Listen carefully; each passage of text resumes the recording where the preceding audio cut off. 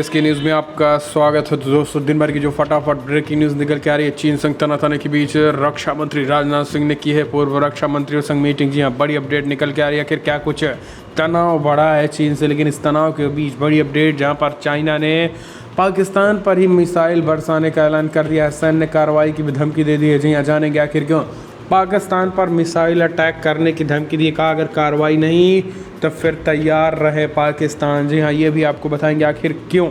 इस बीच तीसरी बड़ी अपडेट बताएंगे, तालिबान ने पत्रकार दानिश सिद्दीकी की मौत पर जताया गहरा दुख, गाइडलाइंस जारी कर दी हैं। इनके बारे में भी आपको बताएंगे, लेकिन उससे पहले अगर आपने चैनल को अभी तक सब्सक्राइब नहीं किया तो चैनल को सब्सक्राइब करें। और अगर आप भी मानते हैं कि प्रधानमंत्री मोदी के नेतृत्व में देश चीन और पाकिस्तान को करारा जवाब देगा तो इस वीडियो को लाइक करके अपना समर्थन दर्ज कर सकता है। पहली बड़ी अपडेट तो दोस्तों, चीन संग तनातनी के बीच रक्षा मंत्री राजनाथ सिंह की पूर्व रक्षा मंत्रियों संग मीटिंग, कई सवाल खड़े हुए। जी दरअसल क्या टकराहट बढ़ने वाली है। चीन संग जारी तनातनी के बीच रक्षा मंत्री राजनाथ सिंह ने दो पूर्व रक्षा मंत्रियों एक एंटनी और शरद पवार संग एक अहम मीटिंग की। इस मीटिंग के जरिए सरकार द्वारा LAC की वर्तमान स्थिति के बारे में चर्चा विस्तार से की गई है और कई तरह से संदेहों को दूर करने की कोशिश की गई है। इस मीटिंग में chief of defence staff general Bipin Rawat, सेना प्रमुख जनरल मनोज मुकुंद नरवणे ने और रहे दोनों तरफ के AK एंटनी और शरद पवार के हर सवाल का जवाब भी दिया। दस राजनाथ सिंह जानकारी की मिली कि मीटिंग के दौरान दोनों शरद पवार और AK एंटनी चीन की नीति को लेकर संदेह था। वहीं LAC पे जारी विवाद पर भी कई तरीके के सवाल थे। ऐसे में मीटिंग के जरिए सरकार ने एक जरूरी संवाद स्थापित करने की कोशिश की और यहाँ सेना प्रमुख और CDS दोनों ने पहलू पर खुलकर बातचीत की है। दरअसल आपने सीमा पर तनाव देखा होगा और किस कदर तनाव है, खास करके चाइना के साथ LAC से, तो ये अपने आप में बहुत कुछ बयां करता है। इस वजह से रक्षा मंत्रियों की बैठक हुई और रक्षा मंत्रियों की बैठक में कहीं ना कहीं अपने तरीके से अपने सुझाव दिए गए हैं। दरअसल आपको बता दें कि सीमा पर तनाव बढ़ने की वजह से बड़े पैमाने पर सैनिकों की तैनाती भी की जा रही है और एक रक्षा मंत्री राजनाथ सिंह ने सभी रक्षा मंत्रियों के साथ इसलिए बैठक भी की है क्योंकि जिस तरीके से तनाव बढ़ रहे हैं अपने सुझाव अपनी रणनीति दे सकें। और आने वाले संसद का सत्र भी चलने वाला है 19 तारीख से, जिस वजह से संसद सत्र में किसी भी तरीके से चीन जैसे मसलों पर चर्चा ना हो, ताकि कहीं ना कहीं एक तरीके से चीन जैसे मसलों पर मुद्दे को उठाने को लेकर उस पर भी बातचीत हुई है कि संसद में क्या मसले उठेंगे क्या नहीं उठेंगे, क्योंकि ये काफ़ी ज़्यादा विदेश नीतियों पर तय करते हैं। और इस वजह से रक्षा मंत्री राजनाथ सिंह ने पूर्व रक्षा मंत्री संग मीटिंग की है। हम चलते हैं अगले अपडेट लेते हैं। तो दोस्तों, पाकिस्तान को चीन ने खुली धमकी दे दी है।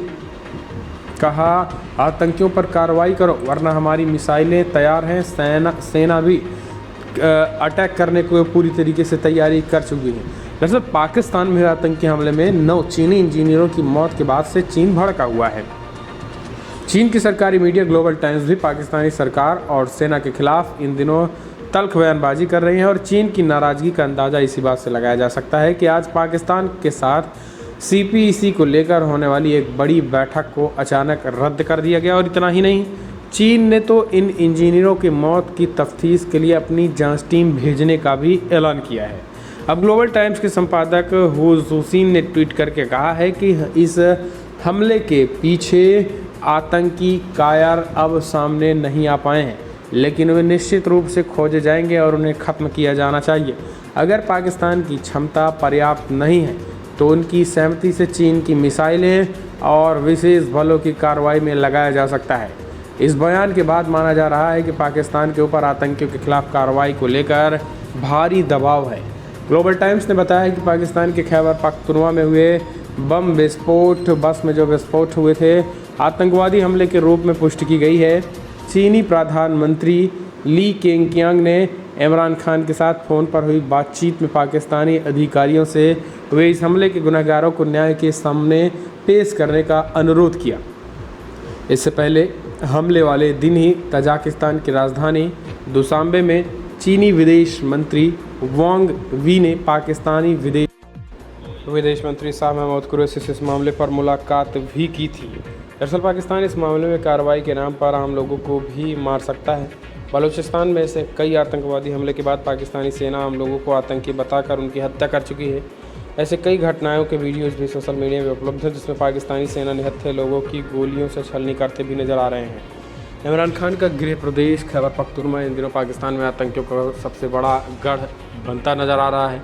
इस राज्य में हाल ही के दिनों में पाकिस्तानी सेना के ऊपर कई हमले भी हो चुके हैं और चीनी इंजीनियरों के बस के ऊपर हुए हमले के एक दिन पहले ही आतंकियों ने पाकिस्तानी सेना पर हमला करके एक कैप्टन और एक सिपाही की हत्या कर दी थी और इस राज्य को तहरीक तालिबान पाकिस्तान का गढ़ भी बताया जाता है। तो अब आप समझिए कि यहाँ पर चीनियों पर अटैक के बाद पाकिस्तान को लेकर चीन तिलमिलाया हुआ है और कड़ी कार्रवाई करने की मांग कर रहा है और ये यहाँ तक की भी धमकी दे दी है कि अगर पाकिस्तान कार्रवाई नहीं करती तो हमारे देश में मिसाइलें तैयार हैं।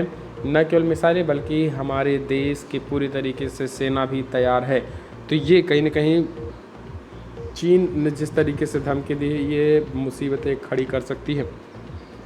अगले अपडेट, तालिबान ने पत्रकार दानिश सिद्दीकी की मौत पर जताया गहरा दुख, जारी की गाइडलाइंस। जी हाँ, दोस्तों तालिबान ने भारतीय पत्रकार दानिश सिद्दीकी की मौत पर गहरा दुख जताया है और कहा है कि उसे नहीं पता है कि भारतीय फ़ोटो जर्नलिस्ट दानिश सिद्दीकी की मौत कैसे हुई है। इसके साथ ही तालिबान ने पत्रकारों के लिए एक तरह से गाइडलाइंस जारी कर दिया है। अगर वे तालिबान के इलाकों में रिपोर्टिंग करने के लिए जाएं तो उन्हें क्या करना चाहिए, इस तरीके की रिपोर्टिंग। जी हाँ, दरअसल तालिबान ने कहा है कि वो जानता है कि भारतीय फ़ोटो पत्रकार दानिश सिद्दीकी की मौत कैसे हुई है और उसने अफ़गानिस्तान के कांधार में अपने लड़ाकों और अफ़गान बलों के बीच संघर्ष के दौरान पुलित्ज़र पुरस्कार विजेता पत्रकार की मौत पर खेद व्यक्त किया है। तालिबान के प्रवक्ता ज़बीहुल्लाह मुजाहिदीन ने शुक्रवार को CNN न्यूज़ 18 को कहा है, हमें नहीं पता है कि किसकी तरफ से गोलीबारी में पत्रकार दानिश को गोली लगी है और हमें जानकारी नहीं है कि आमिर कैसे भारतीय पत्रकार की मौत हुई है। तालिबानी प्रवक्ता ज़बीहुल्लाह मुजाहिदीन ने CNN न्यूज़ 18 से कहा कि युद्ध क्षेत्र में रिपोर्टिंग के लिए आने वाले किसी भी पत्रकार को हमें सूचित करना चाहिए कि वो किस तरीके से आ रहे हैं। अगर कोई जर्नलिस्ट तो हम उसकी देखभाल करेंगे और सावधानी बरतेंगे। आगे तालिबानी प्रवक्ता ने CNN न्यूज़ 18 को कहा है कि हमें भारतीय पत्रकार दानिश सिद्दीकी की मौत के लिए खेद है। हमें खेद है कि पत्रकार हमें सूचित किए बिना युद्ध क्षेत्र में प्रवेश कर रहे हैं। आपको बता दें कि Danish Siddiqui international news agency Reuters के लिए काम करते थे और उस शुक्रवार को तालिबान की गोली लगने से उनकी मौत हो गई है। 38 साल के दानिश शुक्रवार को पाकिस्तान की सीमा के पास चल रही अफगान सुरक्षा बलों और तालिबान लड़ाकों के मुठभेड़ की खबर को करने के बीच आ गए थे और उन्हें गोली लग गई है। लेकिन अब सबसे बड़ा सवाल यह है कि आखिर किन की गोली से, क्योंकि तालिबान का कहना है कि अब क्लियर नहीं है कि हमारे लड़ाकों द्वारा या फिर अफ़गानिस्तान की सेना द्वारा किन की गोली से उनकी मौत हुई है। लेकिन इतना तालिबान का कहना है कि अगर कवरिंग करनी हो तो तालिबान से संपर्क करके, यानी तालिबान के लड़ाकों से संपर्क करके वहाँ रिपोर्टिंग की जा सकती है। तो ये इस तरीके की भी तालिबान का कहना है। हालांकि तालिबान पर भरोसा नहीं है कि किसी पत्रकार द्वारा रिपोर्टिंग करने की बात कही जाए और फिर वो उसको वहीं पर ही मार दें, ये भी बातें हो सकती है। तो इस तरीके से तालिबान लगातार बढ़ता चला जा रहा है। हालांकि इस मसले पर उनके प्रवक्ता ने बयान जारी करके दुख भी प्रकट किया, जो कि अपने आप में बड़ी बातें हैं। तो दोस्तों ये हालत है अफ़गानिस्तान में, ये हालत है पाकिस्तान और चीन के टकराहट के बीच और भारत और चीन के टकराहट के बीच रक्षा मंत्रियों की बैठक। ये सब कुछ खबरें भी अपडेट निकल गए, हमने सोचा आपको बताया जाए। तो दोस्तों इस वीडियो में इतना ही। कमेंट के माध्यम से अपने सुझाव दें। जय हिंद, वंदे मातरम।